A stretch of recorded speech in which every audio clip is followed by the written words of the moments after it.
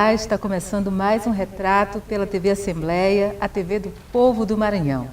Aqui você pode conhecer melhor o seu deputado e as suas ações. Hoje conosco, ele que faz aniversário em 1º de novembro, foi militante social, bancário, professor, delegado regional do trabalho também, formado em Direito pela Universidade Federal do Maranhão e foi também secretário de Estado da Ciência e Tecnologia. É filho de Maria Helena e Antônio Souza, é casado com Jacileide, pai de Andressa e Gabriela, está exercendo seu 2º mandato de deputado estadual, tem personalidade forte, contestadora, senso de justiça. Aos 48 anos de idade, ele é o Birajara do Pindaré Almeida Souza, o deputado Bira do Pindaré, pelo PSB. Que está aqui conosco. Que prazer, deputado, seja bem-vindo. O prazer é tudo meu, Maria, é uma satisfação estar aqui com vocês. Você iniciou a sua trajetória nos anos 80, em meio às diretas já. Como é que foi a efervescência do jovem Bira frente aos movimentos católicos e estudantis dessa época? A lembrança mais forte que eu tenho dessa época, Maria, foi a primeira passeata que eu participei na vida, que foi uma passeata pelas diretas já. Eu era um adolescente de 14 ou 15 anos, me lembro bem, e era estudante da escola técnica, e me lembro muito bem que outros colegas que já eram lideranças estudantis convidaram, né, para essa atividade, que era no centro de São Luís, e eu mesmo sem entender muito o que estava se passando, mas entendendo que aquilo era uma questão de justiça. Entendeu que não queria ficar de fora. Eu não queria ficar de fora. Do momento político importante então para o eu país. fui contrariando a orientação da minha mãe, que disse que não queria que eu participasse dessas coisas, mas eu não tive como não ir, e fui. E aquilo me tocou profundamente. Eu até hoje me lembro das palavras de ordem, né, que gritavam pelas ruas da capital, né, e aquilo me marcou profundamente. É a lembrança mais forte que eu tenho desse primeiro contato que eu tive com a vida pública, né, com a política propriamente dita. E dali em diante eu acho que não parou mais. Foi aí que você disse, é isso que eu quero para a minha vida? Eu acho que tem uma outra coisa. Com 14 anos, já dá para tomar uma decisão como essa? Certamente não, mas dali eu passei a me envolver ainda mais com os movimentos pastorais da igreja, principalmente a pastoral da juventude. Eu sempre fui muito participativo na igreja e nós formamos o grupo de jovens lá no conjunto onde eu morava, no bairro do Vinhais, e foi o primeiro grupo de jovens do bairro, né, diga-se passagem, lá na igreja. E dali também eu não parei mais, eu me envolvi com a paróquia, me envolvi com a diocese. Quando cheguei à universidade, formamos um grupo pastoral dentro da Universidade Federal, aí me envolvi com o movimento estudantil. Enfim, quer dizer, é uma luta que vem desde sempre, né? É algo que eu trago comigo, não como uma ambição pessoal de se fazer carreira. Nunca pensei em ser deputado, podia ser ou não ser. Eu certamente estaria embalando as mesmas lutas de alguma forma. Então, na verdade, eu acho que a Pastoral da Juventude foi quem moldou, foi quem realmente me impulsionou para essa vida pública. Esses movimentos hoje ainda têm essa força e o poder de mobilizar jovens, politizar, que é tão importante? Eu acho que hoje o mundo é um pouco mais complexo. Com o advento das redes sociais, muitas organizações têm que se repensar, porque as relações passaram a ser diretas. Cada um é uma mídia de si próprio, né? Todo mundo revela seu pensamento. A palavra de ordem é o protagonismo. O protagonismo individual hoje é muito grande. E isso interage com todo mundo fala com todo mundo, enfim. O fato é que isso traz um desafio para as organizações, mas elas ainda têm muita força, né? E também vão ter que ocupar com muito mais qualidade essas mídias sociais que hoje integram o mundo inteiro. Com certeza. Na direção do Diretório-Geral dos Estudantes, quais foram as participações mais marcantes? Você chegou a liderar passeatas fora Collor na época? Sim, nós participamos de tudo isso. Era um cara pintada? Eu fui um cara pintada, fui do DCE, do Diretório Central dos Estudantes, da Universidade Federal. Também fui sindicalista, né? Fui presidente dos sindicatos bancários. E em 92 a gente estava na luta pelo impeachment. Fez parte, né, do movimento de oposição bancária. Fizemos. Presidente. A oposição bancária foi ali em 1991, quando a gente resolveu organizar um grupo dentro da categoria para concorrer à eleição do sindicato. E nós denominamos esse grupo de Movimento de Oposição Bancária. E esse movimento teve êxito, ganhou a eleição no sindicato, e eu passei a ser dirigente sindical, e a partir daí também tive uma larga experiência na área sindical, né? Porque além de dirigente... E hoje é um dos maiores sindicatos que a gente tem. Sem dúvida, sindicatos bancários é uma grande referência, e eu tive a honra de presidi-lo, né? E graças a Deus as marcas lá são muito fortes da nossa atuação ao longo de todo esse período. Então foi um período muito rico, de experiência, de enriquecimento, né, e de engrandecimento daquilo que eu represento hoje. Né? A categoria bancária ainda é muito forte dentro de mim, até porque eu ainda sou bancário, eu nunca deixei de ser bancário, e no momento em que não for parlamentar, eu voltarei ao banco, né, como qualquer trabalhador. Houve mediação de greves nesse período, na sua passagem? Quais foram as maiores conquistas, as mais expressivas? Eu diria que o período que a gente estava foi um período de resistência. Então é difícil enumerar as conquistas, porque se teve alguma conquista foi a resistência que a gente teve ao projeto neoliberal, porque na época a máxima era privatizar tudo. Né? Então a gente resistiu bravamente para que o Banco do Brasil, a Caixa Econômica, o Banco do Nordeste, o Banco da Amazônia não fosse privatizado. Infelizmente, perdemos o Banco do Estado. Ele foi privatizado, não existe mais, se incorporou ao Bradesco, etc. Então, foi a luta que nós travamos. Conseguimos evitar a privatização dos bancos federais. Eu acho que foi um grande saldo para aquele nosso período, diante de uma conjuntura tão difícil. Essa política de privatização não lhe atrai, não faz sua cabeça? De maneira alguma. Eu acho que, veja bem, não é que a gente seja contra a iniciativa privada, pelo contrário, nós vivemos num país que há liberdade para a iniciativa privada. Mas nós não podemos cair na enganação de que a iniciativa privada é que tem a capacidade de resolver tudo. Não. Eu acho que o Estado precisa também ser organizado para que nas áreas estratégicas ele tenha um bom funcionamento. Eu não consigo imaginar, por exemplo, o sistema financeiro sem a presença do Estado, não consigo imaginar a segurança pública sem o Estado, a educação sem o Estado, a saúde sem o Estado. São áreas muito estratégicas que precisam do bom funcionamento, do funcionamento eficiente do Estado, para que a gente possa ter um atendimento igualitário, né, para todas as pessoas no que diz respeito ao exercício dos direitos. Do Sindicato dos Bancários, você veio assumir... Você veio para a Delegacia Regional do Trabalho. Sim. O que a gente pode destacar desse A luta contra o trabalho escravo.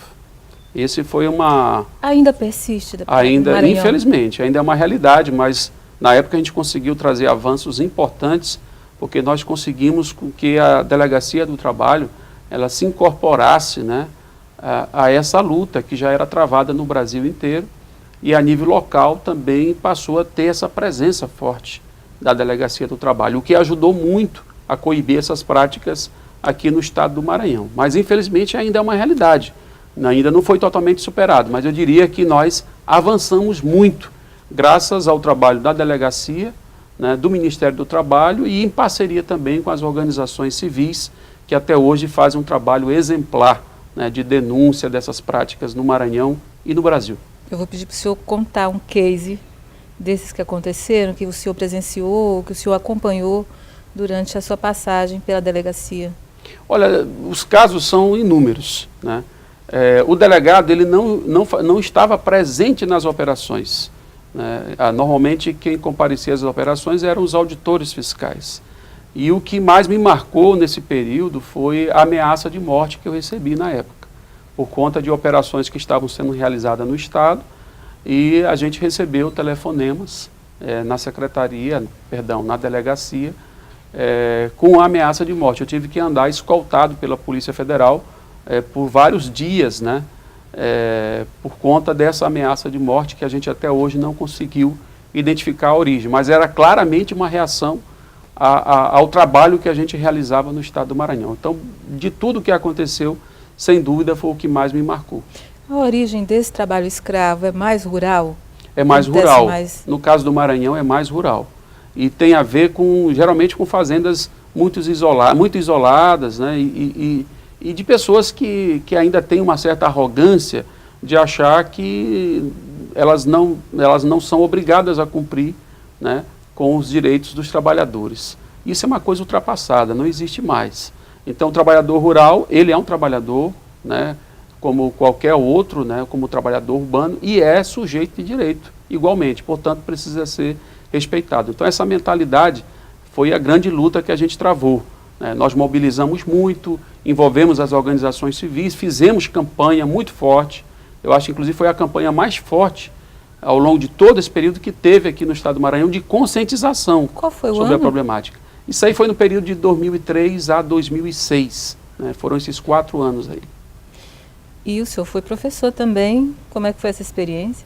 Não, eu sou professor ainda, professor né? ainda. Por enquanto estou, digamos, licenciado, né? Bancário e professor também. Bancário e professor, mas estou licenciado dessas funções e eu, sinceramente, acho que é a minha grande vocação, é a sala de aula, né? É onde eu me sinto realizado, pessoalmente, profissionalmente, é na sala de aula. Então, eu espero que eu possa retornar em breve, né? Tão logo eu conclua a minha missão enquanto parlamentar, que eu sei que aqui estamos de passagem, e eu possa voltar para a sala de aula e quem sabe também para os trabalhos de pesquisa, que é outra coisa que eu gosto muito. Fiz meu mestrado e ainda sonho em fazer um doutorado e avançar em trabalhos de pesquisa, né, que é algo que eu me sinto bastante atraído. Como é que o senhor vê os novos rumos da educação no ensino médio? Eu vejo com preocupação por conta dessa reforma que houve, sobretudo porque eu acho que não foi discutido com a profundidade que devia. Né? Mas sou esperançoso de que a gente encontre o caminho certo, porque eu acho que até hoje no Brasil o que prevalece é a enganação. Nós não temos um ensino médio de verdade, nem um ensino fundamental. Né? Você não aprende na escola. Você tem a escola, mas você não aprende lá. Então isso é uma enganação. É preciso que a gente realmente avance, né, com os instrumentos que a gente tem, sabemos que são limitados, mas é preciso fazer alguma coisa. Eu me orgulho muito de ter participado, por exemplo, no governo Flávio Dino, da implantação do IEMA, que é o Instituto de Educação, Ciência e Tecnologia do Maranhão, que está começando, já tem 7 unidades funcionando, mas para mim é uma coisa espetacular e deve ser o espelho, né, o modelo que deve se estender a todas as escolas do Maranhão e do Brasil. Né, escolas de tempo integral, escolas com ensino técnico, escolas totalmente equipadas, que valorizam o trabalho do professor, que dá condição ao professor para ele trabalhar, e os alunos se sentem extremamente motivados. Agora mesmo eu tive a chance de me encontrar com um grupo de estudantes do IEMA de Pindaré Mirim, que é a minha terra natal, que estavam retornando de Portugal. Foram participar de uma competição internacional representando o Brasil. Olha só, que coisa bonita, né? Então, são situações como essa que eu acho que estimulam a gente, que gratificam o nosso trabalho. Colocam no mapa, né? Porque a gente tinha um estigma de ser tão esquecido, estado esquecido, né? 217 municípios com aspecto de esquecimento pelo resto do país, principalmente sul-sudeste. E é muito bom ver esse tipo de iniciativa e de resultado também. Pois é, e numa experiência que tem capilaridade, ela se espalha pelo estado, ela não fica concentrada só aqui na capital, ela está pulverizada. E você permite que amplos segmentos da sociedade, as diversas regiões, tenham acesso a essa oportunidade. E que esses jovens possam sonhar, que é o mais importante. Né? Isso é fabuloso. Para mim, é meu testemunho de vida. Se eu conseguir alguma coisa, é porque eu tive uma oportunidade na vida de estudar numa boa escola. Então, é tudo que a gente precisa oferecer para esse povo. É uma oportunidade. Com certeza, deslancha. Foi esse senso de justiça que te levou a optar pelo direito? Não há dúvida sobre isso. O direito realmente tem a ver com a minha vocação, né, para esta luta social. Né? E ele se encaixa perfeitamente nisso, a defesa, a construção, a afirmação de direitos. Né? Então, entender o mundo jurídico foi muito importante para fortalecer a nossa luta. Esse é o deputado Bira do Pindaré no Retrato. Daqui a pouquinho a gente tem mais conversa interessante e você vai ficar com a gente. Até já!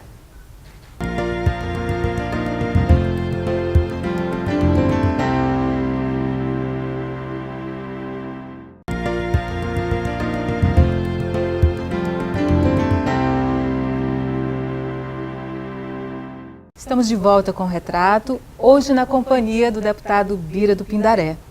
Deputado, em 96, você disputou pela primeira vez uma eleição para vereador e em 2000 novamente. O que é que faltou para ser eleito nessas duas oportunidades? Maria, faltou o voto, né, Maria? Na verdade, foram duas experiências fantásticas, porque em ambas eram campanhas muito simples, né, sem estrutura, sem condição, sem grandes envergaduras. E em ambas a gente conseguiu ter bons resultados. Eu fiquei mais ou menos ali na casa de 1.500 votos, né? A primeira em 96, que eu era um candidato totalmente da juventude, né? A juventude da igreja que me apoiava, que me lançou, a Igreja Católica. E no ano 2000 já foi envolveu já um pouco também o trabalho que a gente fez na categoria bancária. Então, em ambos os casos, eu acho que foram experiências boas, mas que eu disse brincando que faltou o voto, mas na verdade faltou talvez a gente ter um trabalho mais enraizado de bairro, né? Porque o voto de vereador ele é muito distritalizado. O sujeito quer votar no candidato do bairro, né? Então acho que faltou É um voto comunitário. É um voto comunitário. Então, como a gente tinha uma presença muito espalhada na cidade, talvez isso tenha comprometido. Mas ambas as experiências eu considerei vitoriosas, né? E me alegrei muito com o resultado. Não fiquei triste, não. Achei que foi muito bom. Até hoje, quem disputa a eleição para vereador sabe que 1.500 votos é uma excelente votação. E olha, surpreendentemente, em outubro de 2006, você se candidatou ao Senado Federal, enfrentando o ex-governador João Castelo, PSDB, e Epitácio Cafeteira, PTB, e obteve a expressiva votação de mais de 500 mil votos. Como é que foi essa experiência de enfrentar esses gigantes e ter esse resultado? Isso aí realmente foi o que mais marcou a minha vida, né? Aí você falou, agora eu vou. Marcou a minha vida. Eu entrei para ser candidato a senador sem a menor pretensão, a bem da verdade. Era um ilustre desconhecido e estava ali meio como uma figura que não representava ameaça para quem quer que seja. Mas aconteceu um fenômeno interessantíssimo de empatia entre a nossa candidatura e o povo em geral. Foi uma coisa assim, uma espécie de amor à primeira vista, né? Quando a gente bate e se identifica. Esse resultado que projetou Bira no Senado Não tenha dúvida, não tenha dúvida. Uma e aí, com popular. esse resultado, a gente ganhou uma projeção no Maranhão inteiro.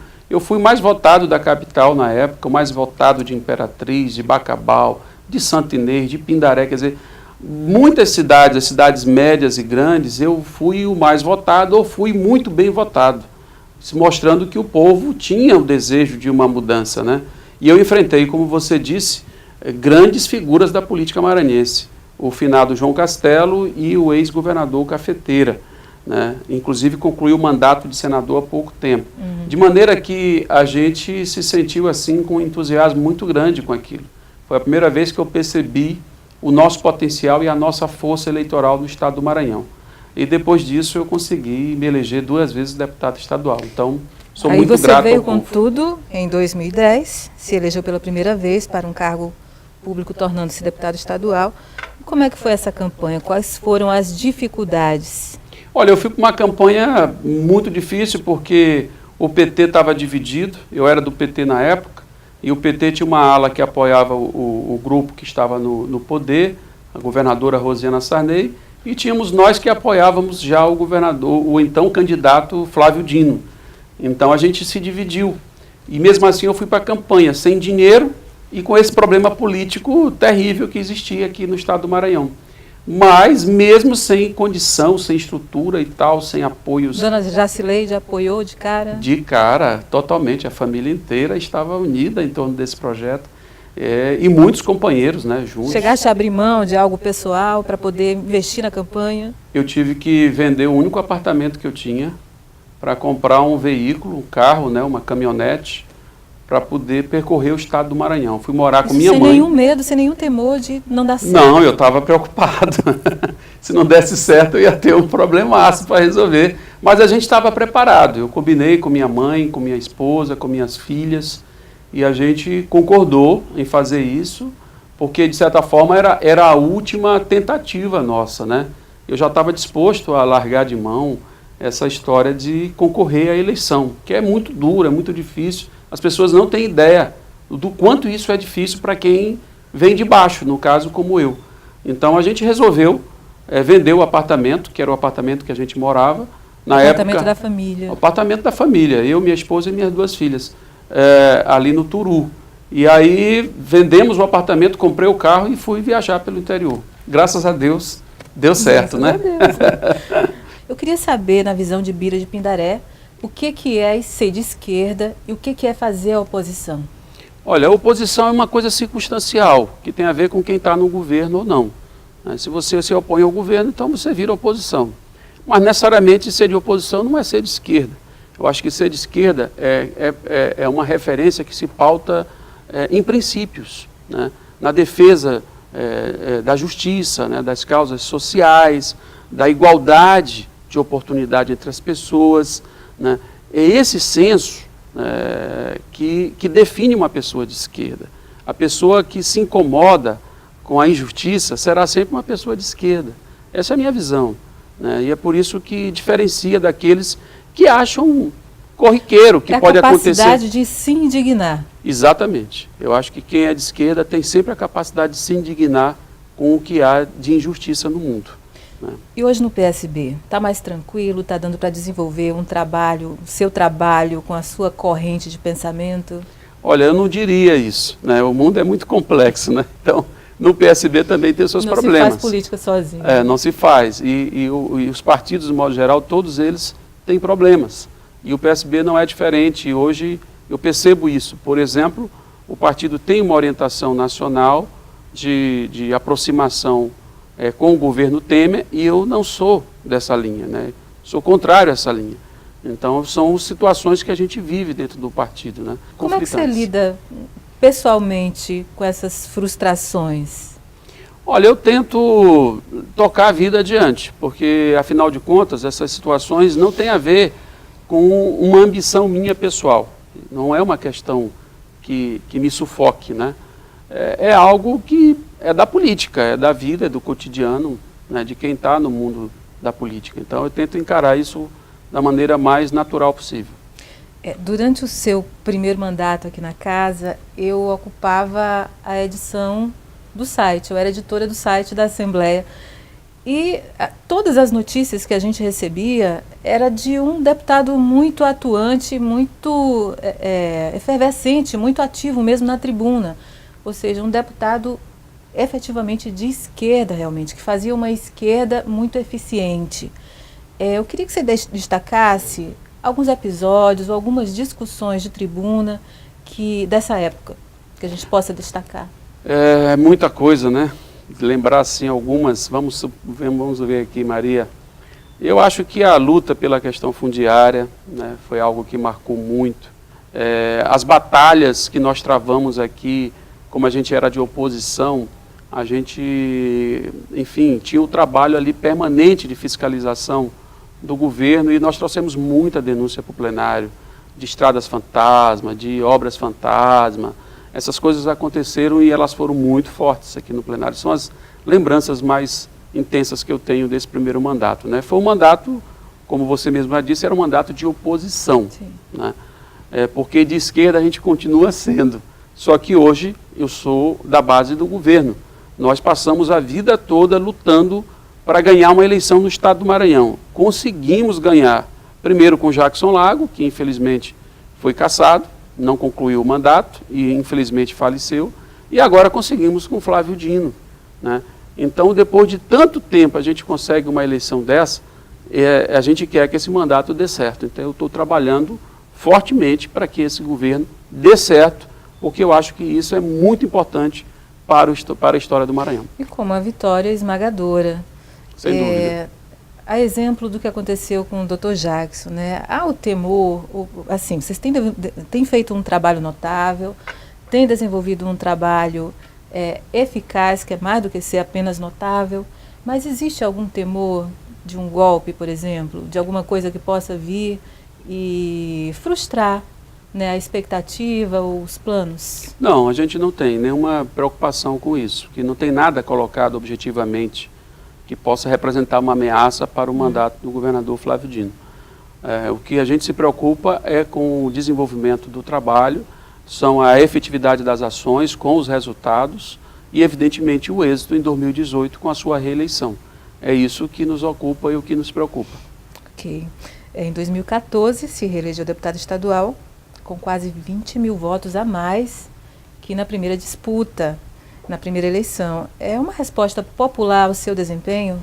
Não há dúvida disso. Nós tivemos um crescimento muito grande de uma eleição para outra, o que mostra que a população aprovou o trabalho que a gente vinha realizando. Então agora o nosso desafio é manter isso, é ampliar isso para o futuro. Então é uma luta que se trava, né, todo dia. Mas aí logo a gente sentiu falta do deputado eloquente na tribuna, porque a convite do governador Flávio Dino, se assumiu a pasta da Secretaria de Estado de Ciência e Tecnologia. Se falou nos IEMAs, né? Perfeito. Que foi um marco da sua gestão. O que mais a gente pode citar? Além do IEMA, eu citaria o Cidadão do Mundo, que é um programa belíssimo, que dá oportunidade para os jovens fazer intercâmbio internacional. Eu citaria a Escola de Cinema, que é outra marca muito forte da nossa gestão, né? Afinal de contas, é a primeira escola de cinema do estado do Maranhão, que funciona hoje na Rua Portugal. Então, eu citaria os aulões do Enem, né, que está acontecendo todos os anos, cada vez com uma adesão maior, uma motivação maior por parte da juventude e com resultados positivos, né, porque são jovens que muitas das vezes não têm a oportunidade de fazer uma única revisão em preparação para o Enem, agora eles podem fazer isso gratuitamente. Então, são algumas coisas que a gente deixou lá, mais ou menos implantadas, de maneira que eu sou muito satisfeito, né, com o resultado alcançado durante um ano à frente da Secretaria de Ciência e Tecnologia. Uma boa semente. Sem dúvida. Em 2016, você retornou à Casa do Povo. Como é que foi esse retorno? Olha, eu voltei muito animado, né, porque, afinal de contas, eu fui eleito para este fim, para ser deputado e para exercer a minha missão aqui no Parlamento. Então, voltei entusiasmado, embora numa situação diferenciada, porque agora eu tenho que aprender a ser base de governo, né? E quem é governo tem bônus, mas tem ônus também, né? Porque nem todas as medidas são as mais simpáticas do mundo. Mas o que eu quero apostar e acredito piamente é nos resultados de um trabalho sério que está sendo feito no estado do Maranhão. O governador Flávio Dino é um homem sério, trabalhador, né? E que tem se dedicado intensamente para as melhorias do estado do Maranhão. Então eu não tenho dúvida que por esse caminho nós vamos ter um Maranhão cada vez melhor para todo o povo maranhense. Como é que estão os trabalhos nas comissões? Estão começando, né? Na verdade elas estão se instalando agora, então a gente está iniciando, eu estou na Comissão de Assuntos Municipais e a gente vai priorizar um pouco o trabalho da metropolização, que é uma novidade também no estado do Maranhão. É a primeira vez que nós estamos tendo a chance, isso graças também à decisão política do governador Flávio Dino, de ver implantada a região metropolitana aqui, que abrange os municípios da ilha e os 13 municípios aqui da região. Ok, esse é o deputado Bira do Pindaré no Retrato. Não saia daí porque a conversa está boa e já já a gente volta.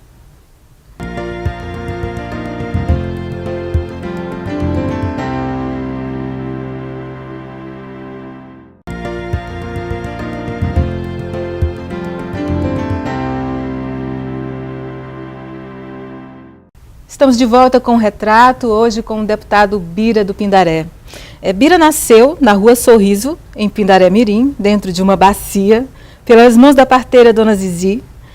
Foi batizado na igreja de São Pedro com um nome indígena, escolhido por seu pai em homenagem ao rio Pindaré.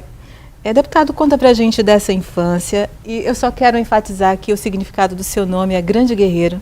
Se isso influenciou desde a sua infância, como é que foi? Não, o nome certamente não influenciou, porque eu nem sabia que o significado era esse. Mas o nome é um nome indígena, muita gente não sabe, mas não é apelido, né? É um nome de batismo, está na minha certidão de nascimento, está na minha carteira de identidade. Meu nome é Ubirajara do Pindaré. Por isso que as pessoas me chamam de Bira do Pindaré. Quando eu era menino, eu sofria até bullying na escola, né? Porque era um nome diferente. Mas alguém com esse nome jamais passaria despercebido. Pois é, e aí eu tinha que aguentar um pouco as brincadeiras dos colegas de turma. Mas quando eu cheguei na universidade, a relação foi totalmente diferente, porque, enfim, era um nome super valorizado. Pô, mas que nome diferente é esse, né? regional, brasileiríssimo, né, poético e tal. Então o pessoal na universidade tem uma outra mentalidade e acabou que na universidade eu ganhei esse nome com mais força, né, que todo mundo me chamava de Bira do Pindaré. Você tem alguma ascendência indígena na Eu família? tenho, como todo maranhense. Todo maranhense. Eu tenho ascendência indígena, tenho ascendência africana, que é muito mais forte, diga-se de passagem, porque meu pai teve a oportunidade de conhecer a bisavó dele, que no caso é a minha trisavó, que veio da África como escrava, né? Então, ele teve a chance de conhecer e de conversar com ela. E ele me contou essas histórias. Então, essa questão da origem africana, eu sinto com mais força do que a origem indígena. Embora a gente tenha também a presença indígena na nossa história. Ainda volta com frequência a Pindaré? Volto com frequência. Não, eu nunca me desgrudei de Pindaré, tenho uma relação muito afetiva. Eu fiquei lá até os 5 anos de idade, depois a família mudou para São Luís. A gente sempre morou aqui na periferia, né, da cidade, no João Paulo, Vila Palmeira, bairro de Fátima, até quando a gente conseguiu ter uma casa própria, né, eu já tinha... Quantos irmãos? Rapaz, irmãos são muitos. Eu tenho muitos irmãos por parte de pai, né, são 19, até onde eu sei. E por parte de mãe somos 6 irmãos, né, então é um grupo familiar bastante grande, né, mas eu me orgulho muito, são pessoas maravilhosas e a gente se dá muito bem, graças a Deus. Você é apreciador da música maranhense, da cultura, das manifestações. O que é que você tem ouvido, por onde você tem andado? Compartilha com a gente, que a gente também quer receber boas influências. Não, eu sou amante da música popular brasileira e também da música popular maranhense, vamos chamar assim. E meu hobby é compor música, né? Então, muita gente não sabe, mas eu toco violão e faço composições, né? Então, é o meu hobby. Então, realmente é uma coisa que não tenho nenhuma pretensão. Eu posso pedir uma palhinha? Eu acho que é impossível, eu não me arriscaria. Nesse momento, não, Maria, vou te dizer. As composições falam de quê? Elas falam de tudo, né? Eu tenho composições que falam da vida, falam da luta, né? Falam do amor, né? Então, eu misturo tudo. E em vários ritmos, vários estilos, tem reggae, tem rock, tem um estilo mais MPB mesmo. Enfim, a oportunidade que eu tiver, eu tenho pretensões de gravar meu CD, aí eu vou lhe presentear, mas agora eu não vou fazer isso com os telespectadores. Tem tido tempo de ler? Pouco, muito pouco, né? E eu gosto muito. Nesse pouco tempo, o que tem lido? Eu tenho lido, nesse pouco tempo, algumas obras de amigos, né? Apenas. Maranhenses? Maranhenses. Né? Quem são eles? Eu estou lendo agora o livro do Prentice, que é um amigo nosso, né, que passou por uma experiência de vida extremamente forte, de enfrentamento a um câncer, e de lá para cá ele se tornou escritor, né? É uma pessoa que eu aprecio, que eu gosto e vejo que tem muita verdade naquilo que ele faz. Então eu estou lendo agora o Prentice, né? As obras que ele escreve e tal. É o que eu estou fazendo agora no momento. O resto é leitura de trabalho, muita leitura, mas tudo voltado para o trabalho e não é pouca coisa. Como torcedor do Sampaio, você não tem sofrido tanto mais, né? Sofri muito, porque o Sampaio caiu para a Série C. Teve uma vitória importante recentemente. Mas não conta ainda, tem que avançar muito mais. Temos que ver como é que vai ficar na Copa do Brasil e se ele consegue voltar para a Série B. Mas, de qualquer maneira, torcedor é torcedor, né? Sampaio para sempre, se Deus quiser. Por trás de Bira do Pindaré existe uma grande mulher? Existe grandes mulheres, né? Graças a Deus, mulheres maravilhosas, né? São as mulheres da minha vida. A minha mãe, a minha esposa, minha mãe Maria Helena, esposa Leide, e as minhas filhas Andressa e Gabriela. São grandes mulheres que eu tenho na minha vida. São engajadas nas suas militâncias? São totalmente envolvidas e todas elas acreditam naquilo que a gente faz, o que é melhor. E como é que é o Bira pai ciumento? Não, eu sou super tranquilo. Liberal? Eu diria, sou libertário, né? Então eu sou a favor das liberdades e procuro romper os preconceitos, né? Então eu prefiro que as minhas filhas sejam felizes. Então não sou ciumento. O que mais lhe encanta no Maranhão? Eu acho que a natureza é o nosso grande encanto e a cultura. né? É outro grande encanto maranhense. Nós precisamos avançar na política. Quando a política avançar cada vez mais e misturar, combinar com os encantos da natureza e os encantos da cultura, o Maranhão vai ser uma grande potência no Brasil. E o que mais lhe atrai na política? É o desejo de se fazer justiça, né? De se buscar a realização de sonhos coletivos. É essa a minha motivação maior na política. Deputado, foi um prazer imenso tê-lo aqui conosco. Nós insistimos porque queríamos receber dessa experiência, compartilhar com o público a sua personalidade, a sua trajetória que é tão rica. E eu quero agradecer em nome de todo o Complexo de Comunicação, em nome do Memorial Parlamentar, que o Retrato é um programa que faz parte do Memorial do Legislativo. A gente está tentando gerar memória para que as gerações não esqueçam, para que as gerações conheçam esses homens, essas mulheres que escreveram a nossa história. Então, muito obrigada. Eu que agradeço, eu acho que vocês estão de parabéns, é um grande trabalho e para mim foi um imenso prazer, né, falar com você, falar com os telespectadores e deixar registrado isso para os anais da história. Muito obrigado pela oportunidade. Obrigada também a você pela sua companhia e até o próximo retrato. Deus abençoe.